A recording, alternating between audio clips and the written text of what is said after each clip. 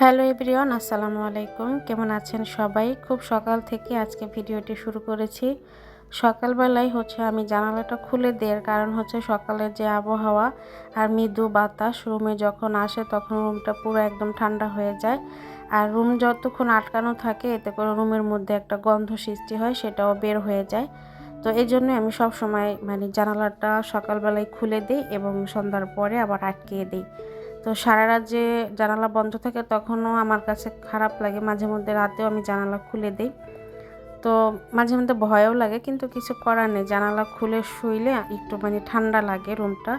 এজন্য আমি জানালা খুলে দিই। তো সকালবেলার আকাশটা এক নজরে দেখে নিন, কত সুন্দর পরিষ্কার পরিচ্ছন্ন। হয়তোবা অনেক আপুরা বলবেন যে আপনি সবসময় আকাশ দেখান আর আকাশ নিয়ে কথা বলেন।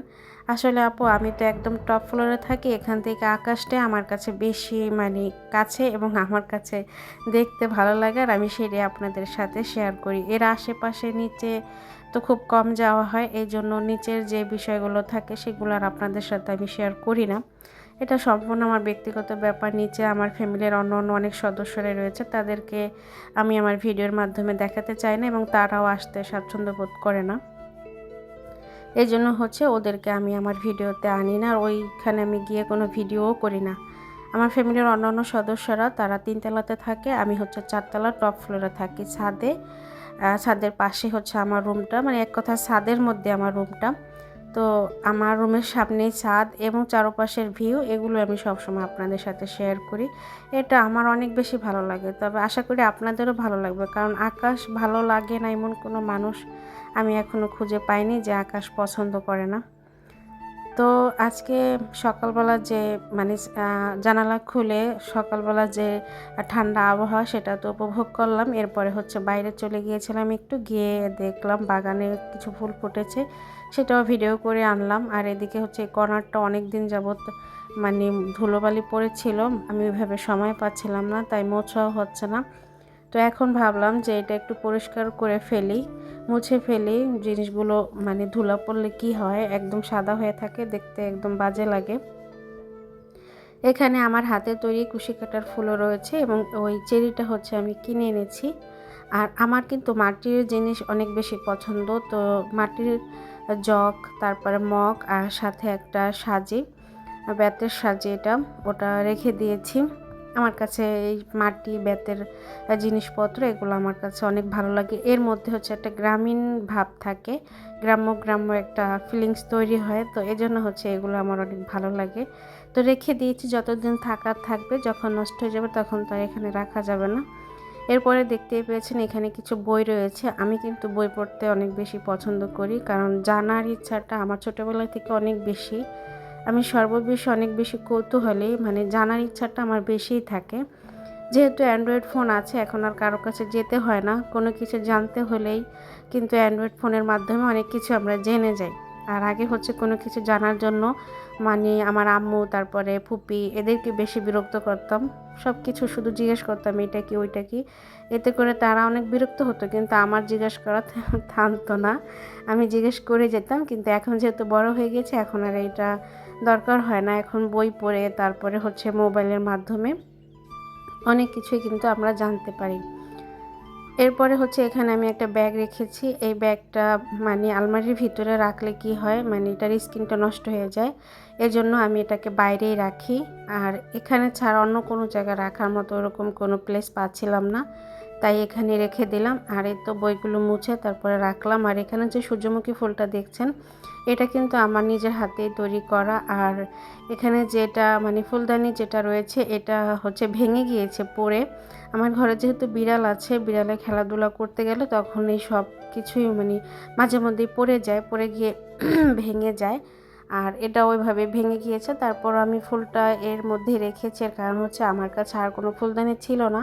যখন ফুলদানি কিনে আনবো তখন এটাকে ফেলে দিব আর কি।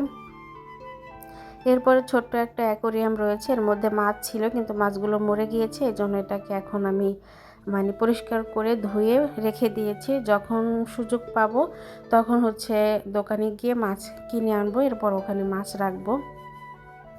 বড় একটা অ্যাকোরিয়ামও আমার আছে, সেটা আমার এই রুমে নেই, 3 তলাতে আছে, যেখানে আমার ফ্যামিলির অন্যান্য সদস্যরা থাকে। তো ওইখানেই আছে হচ্ছে বড় অ্যাকোয়ারিয়ামটা, সেখানে অনেক বছর হলো আমার দুইটা মাছ রাখা আছে।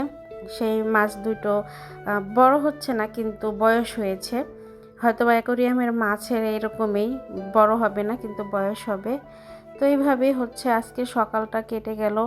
সকাল তো কোনো না কোনোভাবে মানে কোনো না কোনো ব্যস্ততার মধ্যেই কিন্তু আমাদের দিন কাটে। হয়তোবা আমি রান্নাবান্না করি না, ওইভাবে আমার রান্নাবান্না করতে হয় না, কিন্তু তারপরেও কিন্তু আমার অনেক কাজই থাকে। যেহেতু আমি ছোট্ট করে একটা বিজনেস সামলাই, এই জন্য আমার সবসময় ব্যস্ত থাকতে হয়। আমাকে সময় দেই, সময় দিয়ে তারপরে কিন্তু ওই বিজনেসটা সামলাই। তো নিজেকে একদম উজাড় করে দিয়ে তো আর সব কিছু করা সম্ভব না, নিজেকেও সময় দিতে হবে। নিজেকে ভালো রাখার জন্য কিন্তু পরিষ্কার পরিচ্ছন্ন একটা জায়গার অনেক বেশি দরকার আছে। যদি আপনি নোংরা নর্দমার মধ্যে থাকার চিন্তা ভাবনা করেন, তাহলে আপনার মন মেজাজও অনেক বেশি খারাপ থাকবে। সবসময় চেষ্টা করবেন রুমকে পরিপাটি করে গুছিয়ে রাখতে এবং রুমে যাতে দুর্গন্ধ না হয় সেই ব্যাপারেও খেয়াল রাখতে।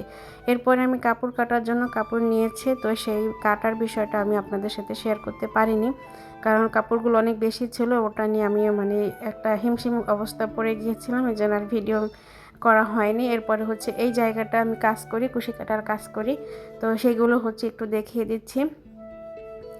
এটা আমি নতুন শুরু করেছি, আর আর দুইটা বডি হচ্ছে করা হয়ে গিয়েছে। তো এগুলো আজকেই শেষ করেছি। এটা দেখতে দেখতে সন্ধ্যার পর হয়ে গিয়েছে, মাগরিবের পরে হচ্ছে এই ভিডিওটা করেছি। তো সারাদিনে একটু একটু করে ভিডিও নেওয়া, সেগুলোকে এক জায়গায় করেই হচ্ছে আপনাদের সাথে শেয়ার করা হয়, কারণ এই কাজগুলো করতে গেলে মানে পার্ট বাই পার্ট অত ভিডিও করলে ভিডিও অনেক বেশি বড় হয়ে যাবে, এই জন্য আর করা হয় না। তো এই যে একটা বডি আমি করেছি, এটা হচ্ছে 3 বছর বেবির জন্য করা, আর এইটা হচ্ছে 5 বছরের বেবির জন্য করা। তবে 5 বছরের বেবি হলো তার হচ্ছে গ্রোথ ভালো, এই জন্য এখানে 28 ইঞ্চি বডি দেওয়া হয়েছে।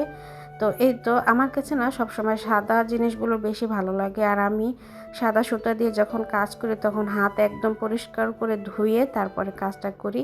এবং অন্য আপুদেরকে যখন কাজ দিই তাদেরকেও বলি যে আপুরা এটা ধুইতে গেলে দেখা যায় কি একটু অন্যরকম হয়ে যায়, তার চাইতে আপনারা নিজেরাই হাত পরিষ্কার করে তারপরে কাজ শুরু করবেন। তো আমার এই কাজগুলো কেমন হয়েছে অবশ্যই আপনারা কমেন্টের মাধ্যমে জানাবেন। আমি সব ভিডিওতে চেষ্টা করি বলতে যে কেউ ঘরে বসে থাকবেন না।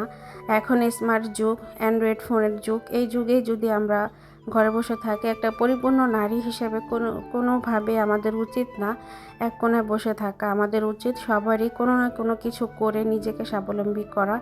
আপনি যদি স্বাবলম্বী হন, আপনার নিজের কাছে ভালো লাগবে, অন্যের কাছে বোঝা হবেন না আপনি। এটা হচ্ছে সুই রাখার জন্য বানিয়েছি, এখানে সুইগুলো হারিয়ে যায় তাই এটা বানিয়েছি সুই রাখতে।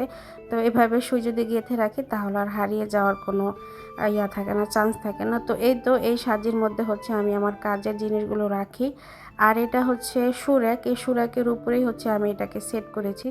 দেখতে দেখতে ভিডিও শেষ প্রান্তে চলে এসেছে। তো সবাই ভালো থাকবেন, সুস্থ থাকবেন। আসসালামু আলাইকুম।